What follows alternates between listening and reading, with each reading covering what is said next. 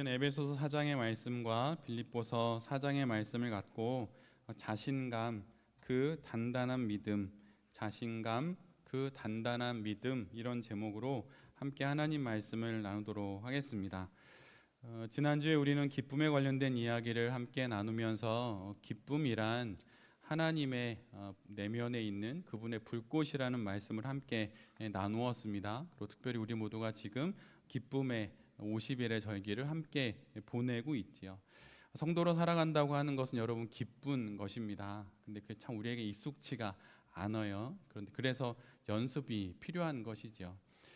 신앙이라고 하는 것이 훈련으로 되지는 않습니다. 훈련을 잘 받고 초급, 중급, 고급을 다 마치고 나서 그러면 뛰어난 신앙인이 되거나 그런 게 결코 아닙니다. 그럼에도 불구하고 좋은 신앙을 갖기 위해선 훈련이 있어야 하는 것이에요. 그래서 몇 번 말씀드렸지만 신앙이 훈련으로 되는 것은 아니지만 훈련이 없는 신앙은 없는 법입니다. 그래서 특별히 우리가 함께 신앙의 여정을 걸어가면서 기뻐하는 것에 대해서 많이 연습할 필요가 있습니다. 여러분 혹시 동아시아, 우리가 살고 있는 이 동아시아의 중국과 일본과 한국을 두고 서양 사람이 했던 이야기를 들어보신 적이 있나요? 부모가 자녀들에게 교육하는 방식이 세 나라가 다른 어떤 나라들보다 가까이 있음에도 불구하고 너무 다르다는 것이에요. 그래서 중국은 자녀들에게 이렇게 이야기를 한답니다. 남의 일에 상관하지 마라. 그건 사실 역사적인 배경이 있어요. 문화 대혁명과 공산주의와 여러 일들을 겪으면서 다른 인구도 워낙 많으니까 다른 사람의 일에 관여하면 얽혀 들어가서 어려움을 당하는 것이에요. 그래서 어렸을 때부터 아이들에게 이렇게 말한다는 것입니다. 다른 사람 일에 상관하지 마라. 이렇게. 반면에 일본은 그 서양인의 이야기입니다. 일본어 교수님이 계셔서 그런데 서양인의 보는 관점에서 이렇다는 거예요. 일본 어렸을 때부터 다른 사람에 패기치 마라. 패기치지 않도록 항상 조심해라. 그렇게 가르친답니다. 그런데 이제 한국을 바라보면 한국은 이렇게 가르친다는 것처럼 이렇게 가르치는 것처럼 보인다는 것이에요. 다른 사람에게 지지 마라. 지면 안 된다. 1등 해야 된다. 무조건 맨 앞에 서야 된다. 최고가 돼야 된다. 이렇게 가르친다는 것이에요. 근데 우리가 그런 사회에 살다 보니 교회에 있음에도 불구하고 그런 영향을 많이 받습니다. 일주일에 하루, 고작해야 반나절도 안 되는 짧은 시간 함께 신앙생활을 하고 흩어져서 막 각자 도생처럼 신앙생활 하다가 다시 모이니까 세상 속에서 그런 영향을 받는다는 것이에요. 지면 안 돼. 무시받으면 안 돼. 그러면서 우리 안에 생기는 것이 무엇입니까? 기쁨을 잃어버리는 것이에요. 막 긴장하고 이러니까 그런 거죠. 그래서 여러분 특별히 기쁨의 50일의 절기 가운데 많이 기뻐할 수 있고 또 기쁨의 요소들을 찾아서 그렇게 아름다운 신앙 인생을 하나님과 함께 기쁘게 살아가는 우리 모두가 되기를 바랍니다. 오늘은 그 기쁨의 내용에 이어서 자신감에 관련된 이야기를 함께 나누려고 합니다. 특별히 한국 교회에 여러 문제가 있을 수 있겠지만 좋은 것도 많지만요. 여러 문제들 중에 가장 큰 문제 중에 하나는 사실은 구원에 너무 편중된 신앙입니다. 그리고 그것으로 인해서 그 안에서 성장한 성도들에게 영혼에 안착되어 있는 죄의식이 가장 큰 문제입니다. 그것으로 신앙은 시작할 수 있지만 그것으로 결코 신앙은 성장하거나 성숙하지 않습니다. 한국 교회와 기독교인이 얼마나 구원과 그 죄라고 하는 것에 집중되어 있는지를 단적으로 알 수 있는 건 구원파라고 불리는 구원에만 집착하는 이들이 이단의 주류가 될 정도이고 거기에 많은 그리스도인들이 넘어간다는 것이에요. 구원과 죄에 대한 생각에만 머무는 것은 예수님의 우리를 향한 기대와 바람에 어긋나는 일입니다. 성경은 우리 모두에게 더 큰 하나님의 세계를 말씀해 주고 있어요. 대부분의 성도들은 자신에 대해서 긍정적으로 바라보고 자신을 신뢰하는 마음을 갖는 것을 불순하다고 생각합니다. 그리고 이런 것은 심리학에서나 이야기하는 것이라고 여겨요. 그리고 대략 20여 년 전쯤에 심리학에 중독된 부족한 기독교 시리즈 중에 심리학에 관련된 이야기, 심리학에 너무 치중된 교회의 설교들을 말했던 부분이 있습니다. 그런데 여러분, 사실은 자신에 대해서 긍정적인 마음을 갖고 자신을 신뢰하는 것은 매우 성경적입니다.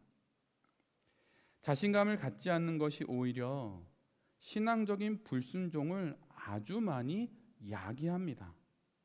이단에 빠지는 많은 이들은 자신에 대한 확신이 없습니다.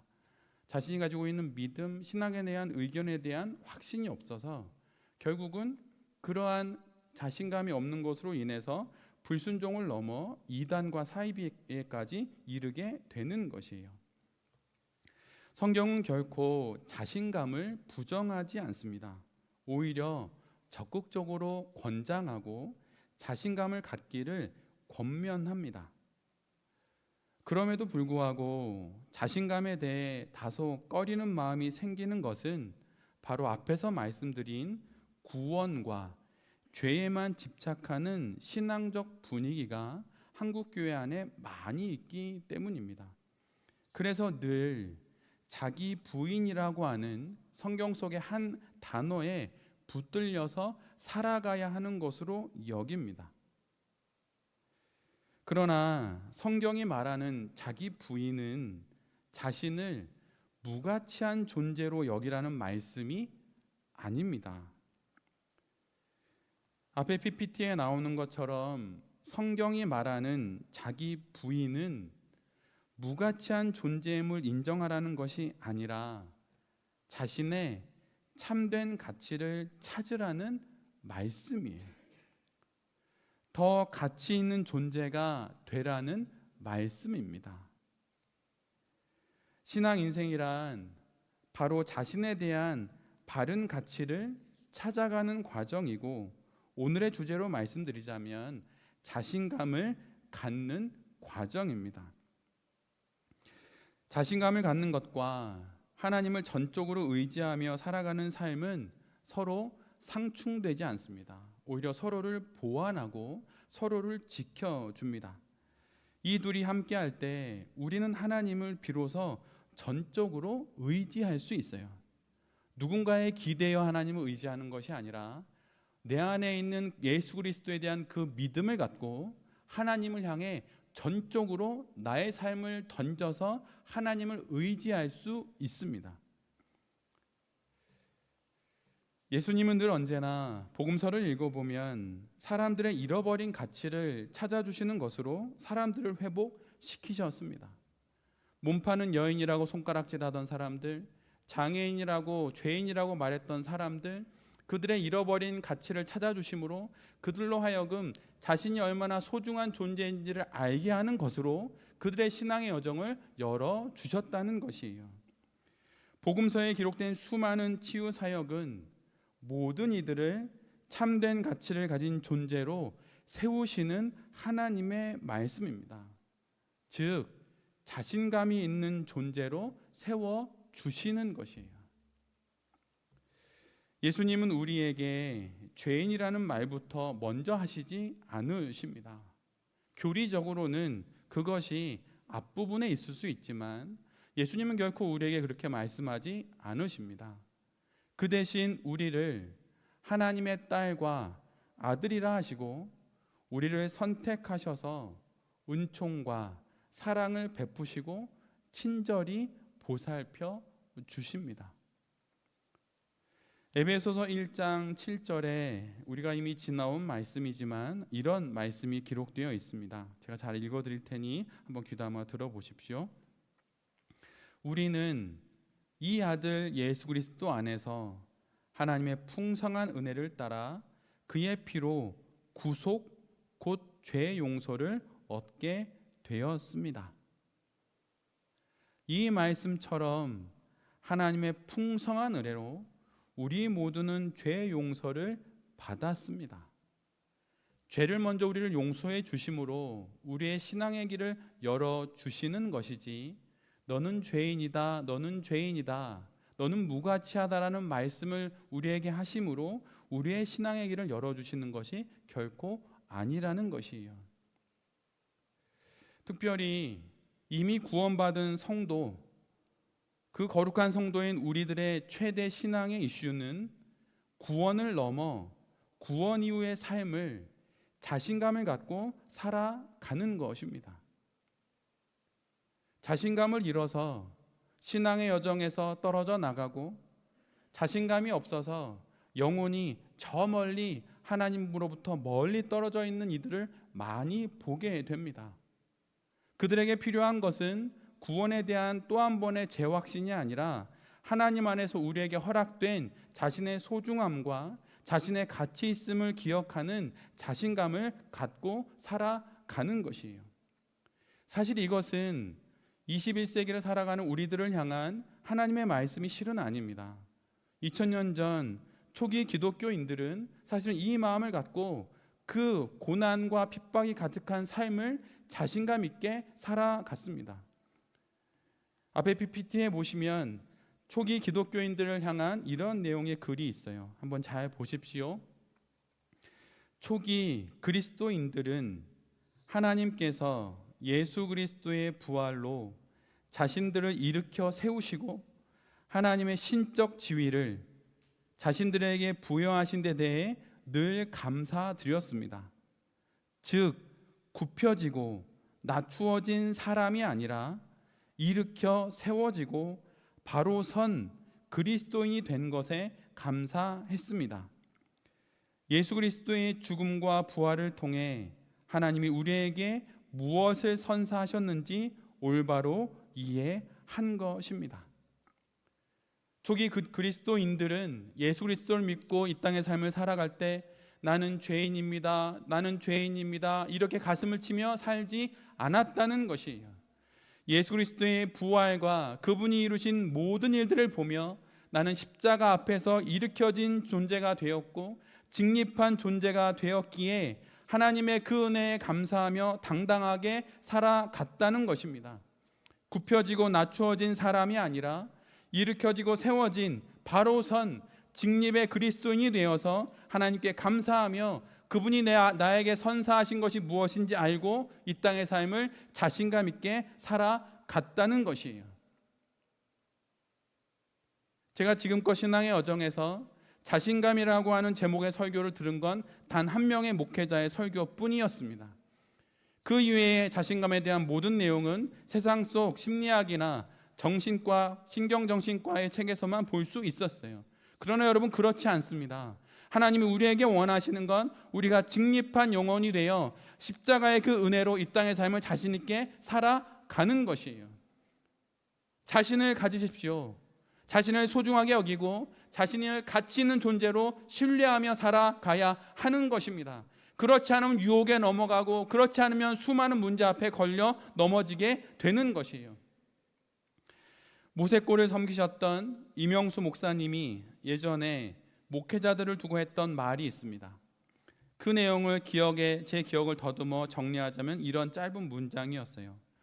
목회를 할 때 여러분 누군가를 모방하거나 따라하려고 하지 말아야 합니다.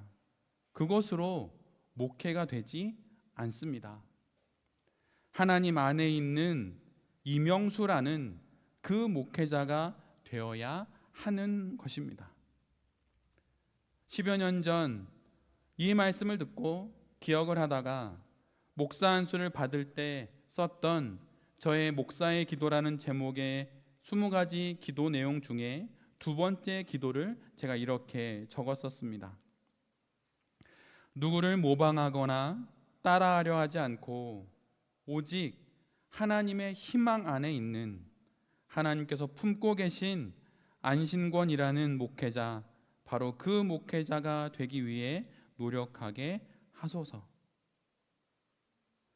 성도의 거룩함은 바로 나만이 살 수 있고 나만이 살아야 하는 나의 그 삶을 자신감을 갖고 살아가는 것으로 이루어지는 것입니다. 누군가를 흉내내고 누군가를 모방함으로 우리가 하나님 앞에 거룩한 존재가 되는 것이 결코 아닙니다. 하나님 안에, 하나님의 희망 안에 있는 나라고 하는 존재를 향해 품고 계신 하나님의 그 뜻을 따라 오직 나만이 될 수 있고 나만이 살 수 있는 그 인생을 자신감을 갖고 살아가는 것으로 우리 모두는 거룩해지는 것이에요. 그래서 라임을 맞춰서 슬로건처럼 만들어 보자면 앞에 나온 PPT처럼 이렇게 만들어 볼 수 있습니다. 말하자면 이런 것이에요. Only one. Only one이 되는 것이 홀리 원이 되는 것이에요. 단지 내가 되는 것으로 우리는 거룩한 사람이 될 수 있는 것입니다. 여러분이 보기에 거룩해 보이고 뭔가 경건해 보이는 목사님이 계시죠? 따라하지 마십시오. 그분은 그의 인생을 하나님 앞에 살아가는 것이고 우리는 우리의 인생을 그렇게 살아가는 것이에요. 여러분 만약에 저처럼 사셔야만 거룩하게 사는 겁니다 이렇게 말한다면 여러분 그건 이단입니다. 그건 말이 안 되는 것이에요. 그리고 여러분 이단은 다양성을 존중하지 않아요. 똑같은 옷 유니폼처럼 입고 그것만 봐도 이단이죠. Only one, 하나님 앞에서 될 수 있는 내 자신이 될 때 우리는 홀리 원, 거룩한 내가 되는 것이에요. 누구를 흉내내지 마십시오. 하나님 앞에 기도하면서 하나님의 말씀 묵상하면서 그분이 나에게 원하시는 오직 나만이 될 수 있는 나의 삶이 무엇인가를 묵상할 때 그때 그것을 통해서 우리는 거룩한 존재가 될 수 있는 것입니다. 현대 그리스도인들에게 더더욱 자신감이 중요한 이유가 있어요. 그리고 더더욱 자신감에 대한 신앙적 이해가 필요한 이유가 있습니다. 그것은 SNS와 여러 매체를 통해 비교에 너무 익숙하고 현대의 그리스도인들은 아주 쉽게 자기를 비하하기 때문이에요. 그리고 더더군다나 자기를 비하하는 것이 마치 거룩한 것처럼 생각합니다. 근데 여러분 그렇지 않아요. 자녀들에게도 그렇게 가르쳐서는 안 됩니다. 신앙은 자기를 깎아내리는 것을 가르치는 것으로 먼저 시작하면 안 돼요. 물론 그런 교회가 있고 그렇지 않은 교회가 있습니다. 근데 저는 후자가 더 성경적이라고 생각하고 저의 삶에도 그것이 더 맞다고 생각합니다. 그리고 안타까운 건 하나님을 두려워하는 마음을 많이 먼저 이야기하는 목회자들은 사실 그 중에 많은 사람들은 사실 많이 실족합니다. 너무 안타깝습니다. 사실은 그분들의 교리가 틀린 것이 아닌데 그런 부분이 아주 그 가시처럼 그런 교리 안에 숨어 있는 것이에요. 그래서 여러분 자녀들에게 하나님은 정말 좋은 분이야, 하나님 우리를 응원하시는 분이야, 이런 것을 먼저 가르쳐 주셔야 해요. 그래서 우리 모두는 우리의 신앙의 여정에 있어서 자신감을 중요한 신앙적인 내용으로 이해할 필요가 있는 것입니다. 이것이 바로 우리가 왜 자신감에 주목해야 하는지 그 부분을 말해주고 있는 것이에요. 그렇다면 이런 이해 속에서 자신감은 무엇일까요? 자신감은 다양하게 정의할 수 있고 다양하게 말할 수 있습니다. 그러나 여러 성경적인 내용을 나름 정리해 보자면 자신감은 이렇게 말씀드릴 수 있어요. 앞에 PPT 나온 것처럼 자신감이란 현재의 내 자신을 신뢰하는 신앙적인 감각과 능력입니다. 이전 설교에서 우리가 함께 나눈 내용처럼 자존감은 자신을 하나님이 우리를 존중해 주듯 그렇게 존중하는 감정과 정서라고 말씀을 드렸습니다. 그런데 자신감은 현재의 나를, 여기서 중요한 것은 시간적인 내용인데 현재의 나를 신뢰하는 그러한 감각과 능력입니다. 이것이 바로 자신감이에요. 그래서 일반적으로 자신감을 우리가 이해할 때 다음과 같은 이런 삼각형을 이해하면 신앙에 많은 도움이 됩니다. 앞에 보는 것처럼 우리가 지난번에 이야기했던 자존감은 우리 존재에 대한 신앙적인 이해라고 한다면 자신감은 그 자존감을 바탕으로 해서 현재 살아가고 있는 내 자신을 신뢰하는 신앙적인 감각과 능력입니다. 그래서 자신감은 이런 자존감 위에 마치 기둥처럼 세워져서 현재의 내 자신을 신뢰하는 것이에요. 그래서 자신감에 대한 이런 신앙적 정의를 이번 달 추천 도서의 저자인 안셀림 그린의 말을 편집해서 전해드리면 다음처럼 신앙적인 내용으로 전달해 드릴 수 있습니다. 한번 PPT를 볼게요. 자신감이란 건강한 신앙적 자존감 위에서 내 자신을 현재에 있는 그대로 받아들일 수 있고 나 자신이 선한 존재라는 사실을 믿을 수 있으며 있는 그대로 꾸밈 없이 이 세상을 살아도 된다는 사실을 믿는 것입니다. 자신감은 지극히 신앙적인 내용입니다. 그래서 건강한 신앙적인 자존감 위에 현재의 내 자신을 있는 그대로 받아들이고 수용하고 인정하고 내 자신이 하나님의 사랑을 받는 그런 존재라는 사실을 믿고 지금 있는 모습 그대로 꾸밈 없이 이 세상을 살아가도 된다는 그 사실을 믿는 것, 그 단단한 믿음이 바로 자신감입니다. 자신감은 자신을 신뢰하는 능력으로 자신의 현재의 모든 것을 인정하고 받아들이는 것이에요. 그래서 자신감을 우리가 이해하듯이 나는 다 할 수 있어, 나는 뭐든지 잘해, 이렇게 말하는 것은 사실은 자신감이 아닙니다. 성경이 말하는 자신감은 자신의 약함까지도 자신의 자아를 잃어버리지 않고 그 모든 것을 받아들이는 것이에요. 자신의 강점뿐만 아니라 약점도, 단점뿐만 아니라 강점도 장점도 인식하고 인정하면서 그것을 모두 현재적으로 받아들이는 것입니다.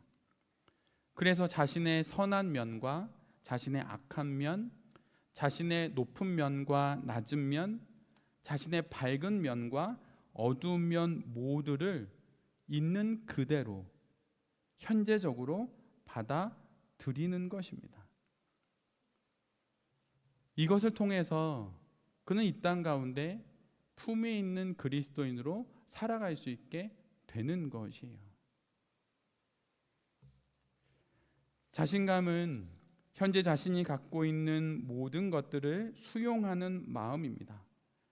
그래서 약점으로 인해 열등감에 빠지지도 않고 강점으로 인해 우월감을 갖지도 않는 마음입니다. 현재 자신의 정체성에 담긴 구체성의 장단점을 있는 그대로 받아들이는 것이에요. 이런 자신감을 자존감의 바탕 위에 세워서 그렇게 살아가면서 결국 밖으로 드러나는 자신의 의견과 주장을 통해서 우린 타인과 관계를 맺으며 살아가게 되는 것입니다. 그래서 누군가와 관계를 잘 맺기 위해선 자신감이 있어야 해요. 내가 지금 말하고 있는 이 의견이 안 맞고 틀릴 수도 있지만 현재 내가 갖고 있는 생각 속에선 이것이 가장 좋은 의견이라고 담담하게 말하는 것이죠. 그런 의견을 통해 우린 타인과 관계를 맺을 수 있는 것입니다. 이런 자신감에 대한 정의 가운데 그러면 자신감이 성도들에게 필요한 이유를 몇 가지 알아보려고 합니다. 첫 번째로 자신감이 성도들에게 필요한 이유는 자신감이 있을 때 우리는 더 깊은 하나님의 세계로 나아갈 수 있습니다. 즉 자신을 신뢰하지 못하면 하나님의 더 깊은 세계로 나아갈 수 없다는 것이에요. 자신을 신뢰하지 않는 성도들은 자신의 생각과 결정과 의견을 신뢰하지 않습니다. 이로 인해서 벌어지는 일은 하나님이 펼쳐놓으신 더 깊은 신앙의 세계로의 초대에 응하지 못하는 것이에요. 여러분 신앙생활이 무엇이라고 생각하십니까? 거룩하고 신비롭고 높은 무엇인가를 깨닫는 것인가요? 사실은 그렇지 않고 성경을 읽어보면 신앙 인생이란 하나님과 한 인간 사이에서 주고받는 수많은 의견과 제안으로 넓어지는 것입니다. 아브라함에게도 모세에게도 하나님은 늘 제안하셨고 그들의 의견을 요구하셨습니다. 고향과 친척과 아비의 집을 떠나 내 뜻을 따라보는 것은 어떻겠니? 그 제안을 받게 된 아브라함은 고심 끝에 하나님의 뜻을 따라 고향을 떠나고 아비의 집을 떠납니다. 이스라엘 백성들을 이집트에서 인도해내는 그 어려운 사명을 감당해 줄 수 있겠니? 라고 모세에게 말씀하셨을 때 모세는 하나님의 그 제안을 받고 자신의 의견을 냅니다. 하나님, 전 말을 할 줄 모릅니다.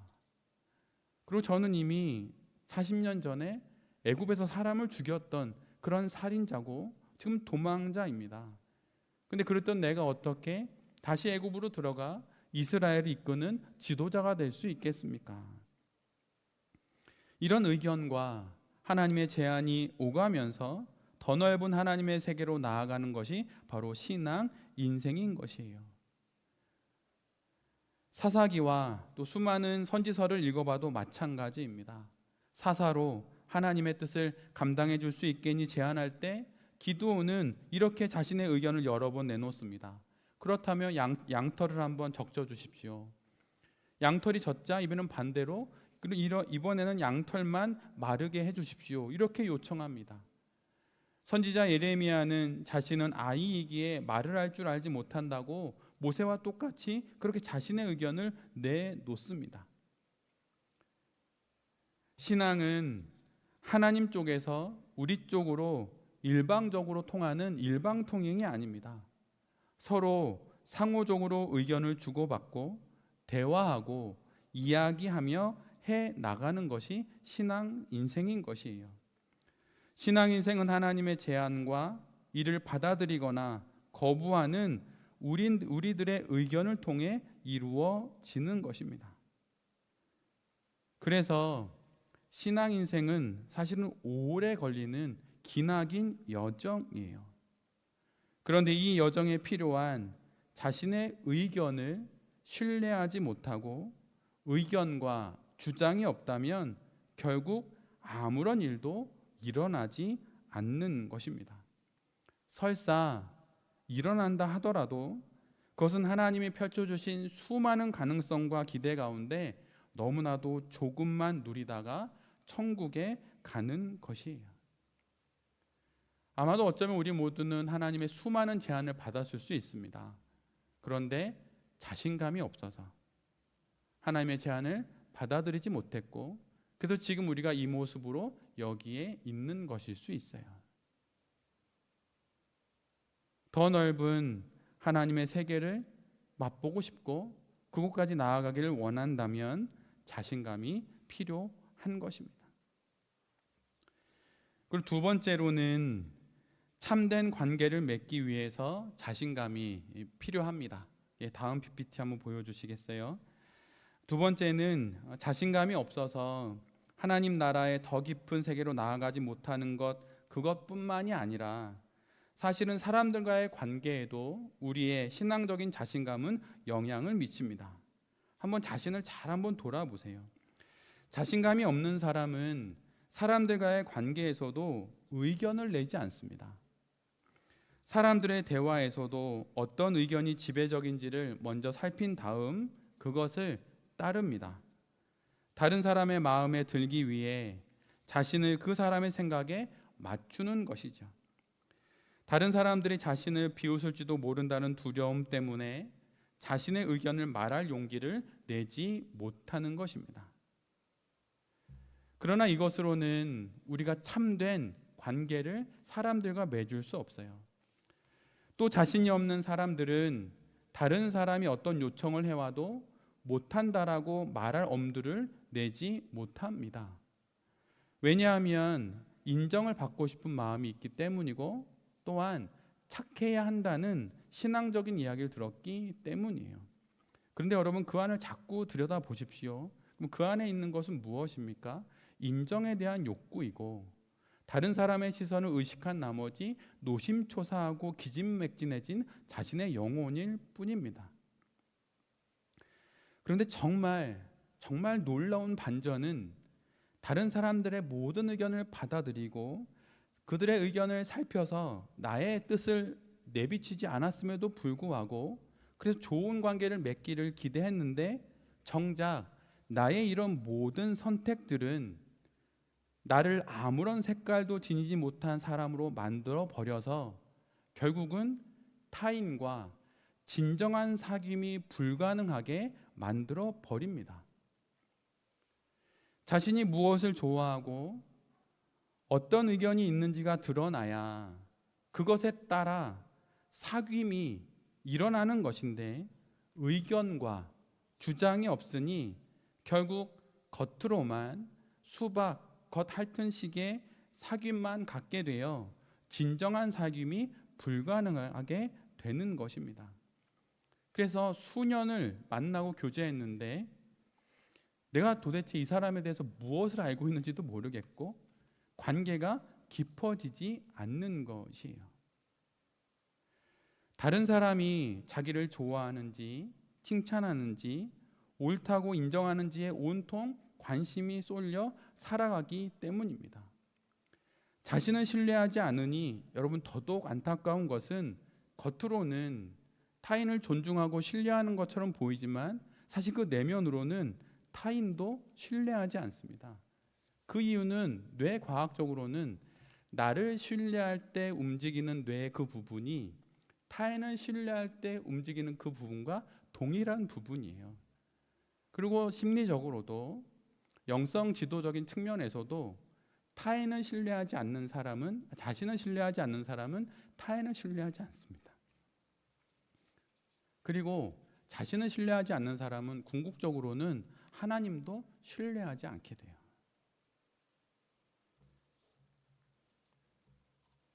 그래서 우리 모두는 내가 내 자신에 대한 신뢰의 감정을 회복하고 하나님이 나를 믿어해 주시듯이 내 자신을 믿어야 하는 것입니다.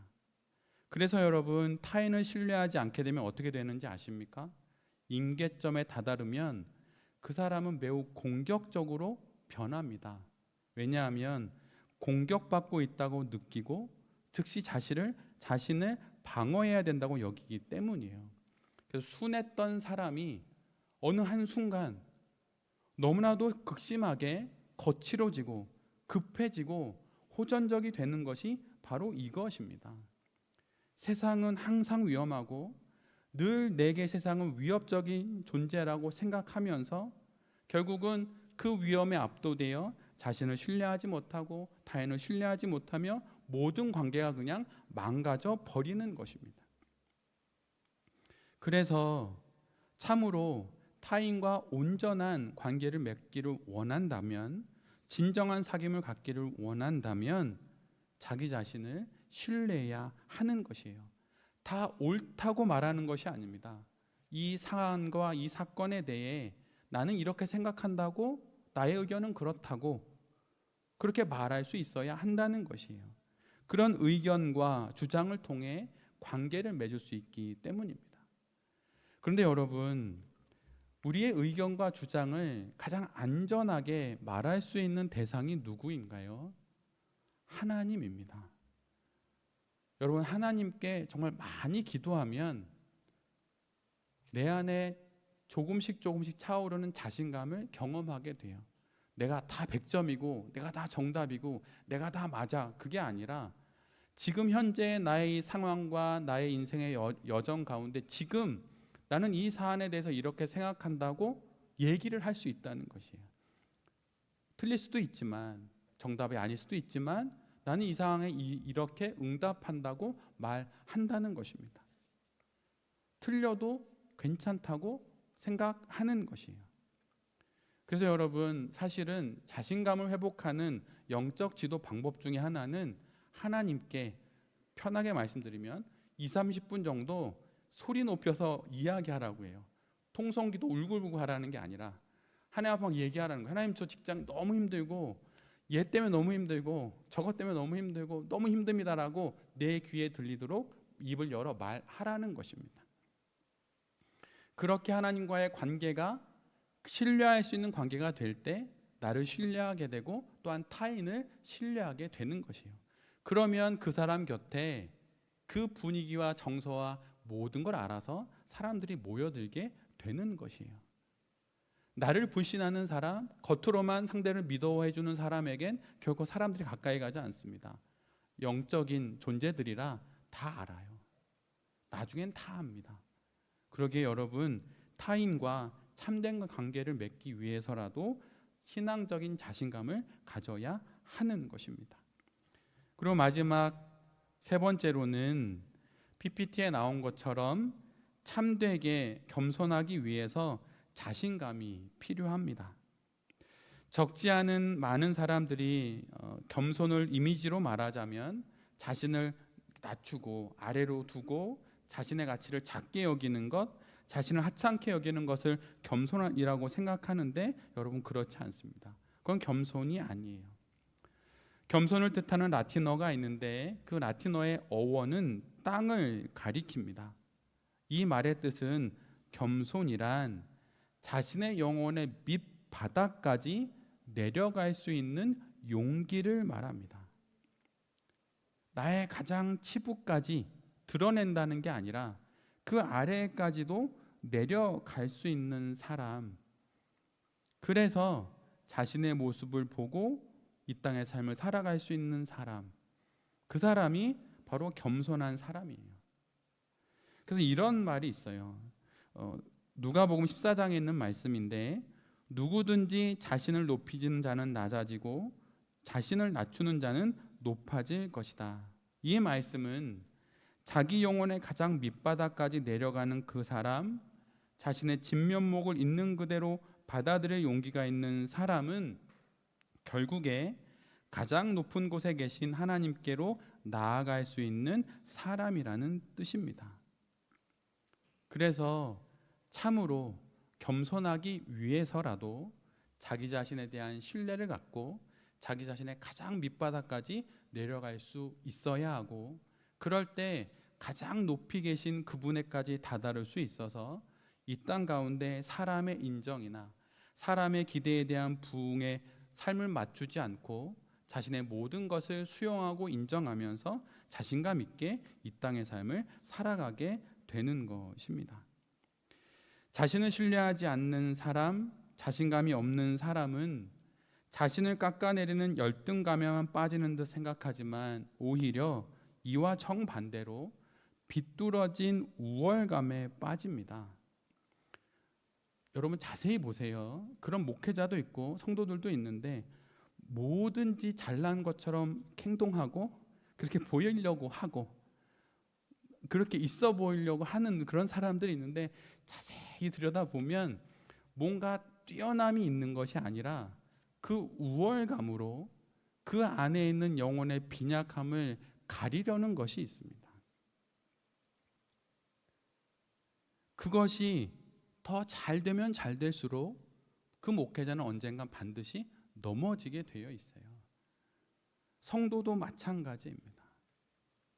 그래서 늘 언제나 내 자신의 가장 밑바닥, 내 영혼의 가장 그 땅바닥까지 내려갈 수 있는 용기를 갖고 그곳에서도 나를 건져주시는 하나님의 그 은혜를 믿고 이 땅의 삶을 당당하게 살아갈 때 그는 참으로 겸손한 인생이 되어 하나님 앞에서 그의 삶을 살아갈 수 있게 되는 것입니다. 바로 이러한 겸손을 위해서라도 우리에게 자신감이 필요한 것이에요. 전 잘 못합니다. 너무 이쁘세요. 아니에요, 전 아니에요. 뭐 이런 게 겸손이 아니에요. 그러면 어떻게 해야 됩니까? 우리 자녀들에게도 많이 얘기해 줬는데 저는 너무 이쁘다, 너무 기도 잘했다. 그럼 뭐라고 해야 되나요? 감사합니다. 네, 그게 아니에요, 전 못했어요. 뭐 이런 거, 그런 거 그게 겸손이 아닙니다. 그 마음을 자꾸 헤집고 들어가 보세요. 뭐가 있는 거예요? 인정받고 싶은 마음이 있는 거고 엉뚱한 마음이 있는 거예요. 그러면 안 돼요. 그런 얘기할 때 감사합니다, 고맙습니다. 기도문 오늘 5월의 기도 만들어 주셔서 너무 감사해요. 감사해요. 네, 저도 너무 섬길 수 있어서 감사합니다. 이렇게 하는 거예요. 그러면서 그러면서 안에 있는 게 다 드러나야 되는 겁니다. 그래서 교회 안에서는 그런 것들로 서로 의사소통하고 관계를 맺으면서 자신감 있는 존재로 빚어지고 진짜 겸손이 무엇인지 배워가는 것이에요. 바로 이것을 위해 우리가 신앙의 여정을 함께 걸어가는 것입니다. 여러분, 하나님 안에서 자신을 신뢰하는 마음을 가지십시오. 자신감이 있을 때 우리는 더 깊은, 정말 더 깊은 하나님의 세계로 나아갈 수 있습니다. 아직 여러분이 가보지 않은 하나님의 세계가 있어요. 정말 있어요. 거기까지 가려면 하나님이 제안하실 때 자신감을 갖고 한 번 해볼게요. 두 번은 못하겠는데 한 번은 해볼게요. 이렇게라도 답해 보시는 거예요. 그러면 또 다른 하나님의 세계가 열립니다. 그리고 현재의 자신의 장점과 단점, 빛과 어둠을 하나님 안에서 인정하고 수용하십시오. 하나님, 저 사실 제가 능력이 요만큼밖에 안 돼요. 괜찮아. 다 그래. 괜찮아. 그리고 스스로 인정하고 받아들이면서 의견과 주장을 내세우며 타인과 관계를 맺으십시오. 그렇게 생각하셨어요? 전 다르게 생각하는데요. 의견이 다르면 거리를 두고 그렇게 지내는 것이죠. 그게 바로 좋은 관계를 맺는 방법입니다. 그리고 이 땅에 오신 우리 주 예수 그리스도의 그 자신감이 십자가를 지시는 겸손이 되었듯이 참되게 겸손하기 위해서 자신감을 가지십시오. 그렇게 하나님 허락해 주시는 그러한 자신감을 갖고 우리에게 허락해 주신 이 한 주도 자신을 신뢰하고 자신의 의견과 결정과 주장을 믿으면서 자신감을 갖고 이 한 주도 살아가는 여기 있는 우리 모두가 될 수 있기를 간절히 기도드립니다. 아멘.